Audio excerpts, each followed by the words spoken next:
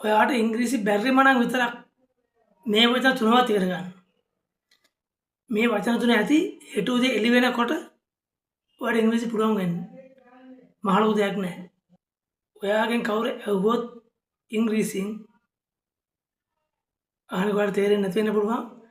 ඔයා යම් දෙයක් කරනවාද කියන අර්ථයෙන් වගේ ඔයාට තේරෙනවා නම් ඒක ඇහුවේ මොකද දෙයක් කරනවද කියලා අර්ථයෙන් නම් yes I do කියන්නේ.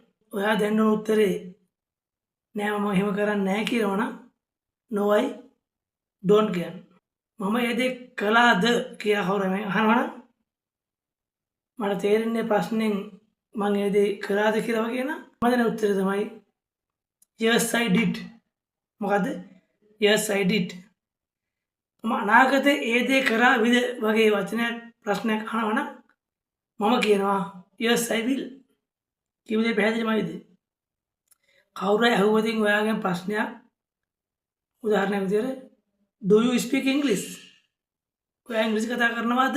ඔයා මේක මේ yes I speak English දෙකට කියන්න ඕනේ නැහැ. yes I do. ඔයා ඉංග්‍රීසි කතා කළාද? did you speak English? කියලා ඇහුවොත් ඔයා කෙලින්ම කියන්නේ yes I did. will you speak English? ඔයා ඉංග්‍රීසි කතා කරයිද? ඔයාට කෙටියෙන් කියන්න දෙන්නේ yes I will. නැත්තම් දැන් කරන්නේ නැත්තම් do you speak English?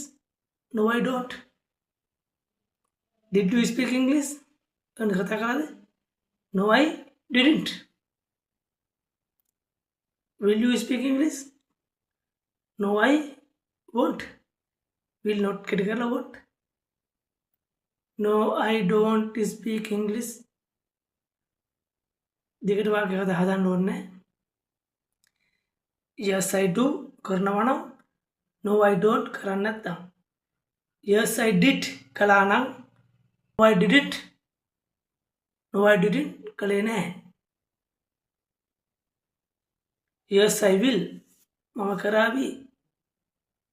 මම එහෙම කරන්නේ නැත්තම් no I won't. පැහැදිලි නේද? do did will. එහෙම නැත්තම් don't didn't won't.